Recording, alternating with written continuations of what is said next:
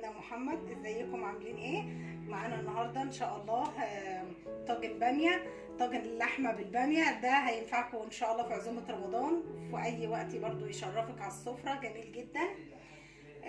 تعالوا نشوف هنعمل ايه مع بعض. الاول انا معايا لحمه، عامه هو اصوله ان هو باللحمه الضاني، بس انا عندي ولادي ما بيحبوش اللحمه الضاني وانا مش عارفه ليه، فانا استبدلته باللحمه عاديه يعني. معانا الصلصه، معايا بصلايه، معايا بهارات، هنا معلقه فلفل، معلقه كمون، مع 7 بهار، معلقه، نص معلقه كبيبه صيني، حبيتين حبهان، مرقه ماجي. طبعا احنا عايزين نقلبهم على بعض كلك. ليه بقى؟ هقول لكم ليه دلوقتي. عشان هناخد نصهم للحمه ونصهم هنسويهم، هقول لكم هنعمل بيهم ايه دلوقتي. تعالوا الاول كده ناخد معانا اللحمه والحاجه دي ونخش على البوتاجاز. يلا معايا معلقه سمنه على النار اهي، هنزل فيها باللحمه اديها الصدمه كده اهو.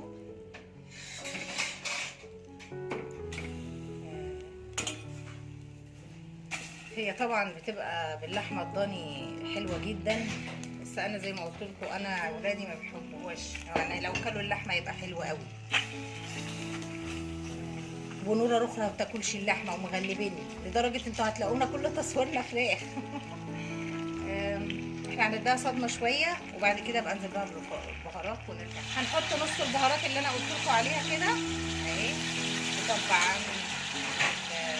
فصين اللي هم الحبهان احنا عايزين نقطعها عشان تعمل ريحه كده تبقى جميله، وممكن نطحنه كمان.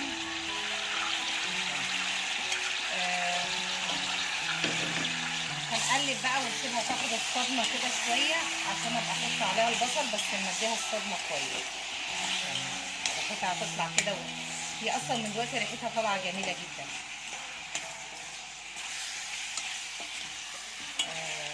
اهو تمام كده. هنعمل احنا ايه بقى؟ هتيجوا معانا على البوتاجاز، هحط فيها كده بس معلقه زيت ذره. هقول لكم ليه بقى معلقه زيت ذره دي. طبعا احنا مش اوان الباميه دلوقتي، فانا الباميه اللي معايا دي، الباميه دي انا مفرزاها من السنه اللي فاتت، بفرزها واحطها، فطبعا فيها التلج بتاعها. عشان ننزلها على اللحمه والحاجه مش هتبقى حلوه، فنقوم منزلينها هنا كده. تمام، ثواني نزل معاها.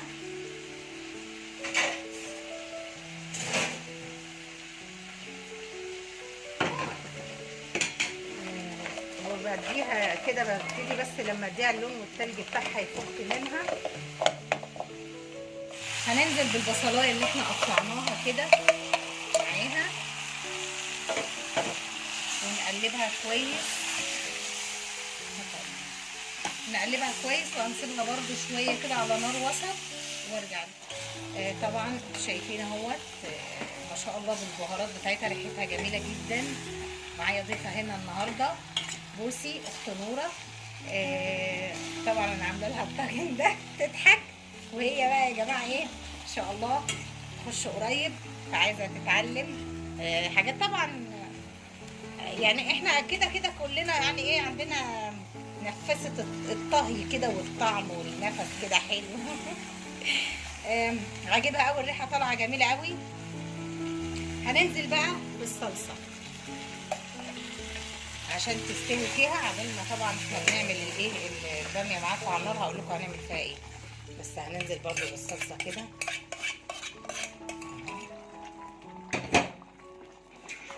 هنسيبها طبعا يعني تستوي مع بعضها شويه كده قبل ما هنزل بالباميه. هنسيبها على النار بقى كده برضو على نار متوسطه كده ونرجع.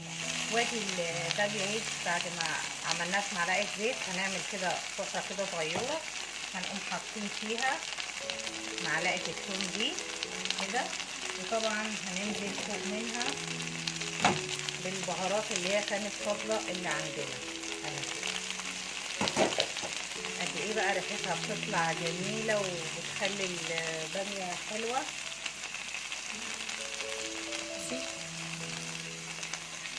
اهو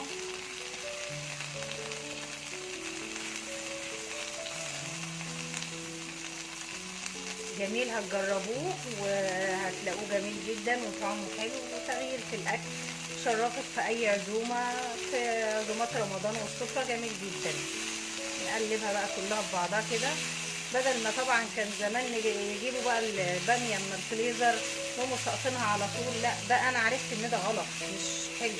حلو ان تجيبي الباميه متلجاها تقومي حطاها على طول على الصلصه.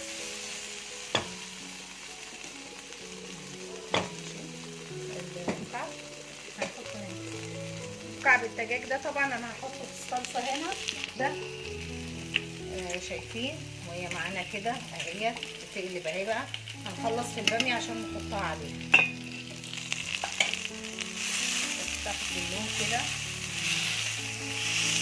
طبعا احنا لسه هنحطها في طاجن وهنحطها في الفرن برده شويه، عشان لما هي اسمها طاجن باميه باللحمه ليه، ما هي لازم تتحط في طاجن. بس الثوم بقى طالع ريحته جميله واصلا بيخش كده في حبايه الباميه، بيبقى جميل جدا، احسن ما تبقي حاطاه مع البصل وتحط عليه الصلصه وكده. اهي هنخلينا نقلب كده وايه، ونقوم ننزل بيها على الصلصه على طول في الحله. هننزل طبعا بيها بقى كده اهي في قلب كده، وطبعا هنسيبها بس يعني شويه تستوي منها ببعضها كده قبل ما نحطها في الطاجن. ماشي، نرجع لكم تاني. انا كده شلتها خلاص من على النار الباميه اهي الحله. هنبتدي ندلقها في الطاجن كده بالراحه عشان ما تجيش عليكي يا نوره. الحاجات دي كلها البهاريز بتاعتها ما ينفعش نسيبها، بتديها طعم حلو جدا اهي.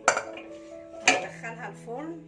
طبعا هنولع الفرن، هنسيبها هي نص ساعه، هسيبها ربع في الفرن من تحت وبعد كده اشغل عليها الشوايه. وادي الشكل النهائي اهو بعد ما طلع من الفرن.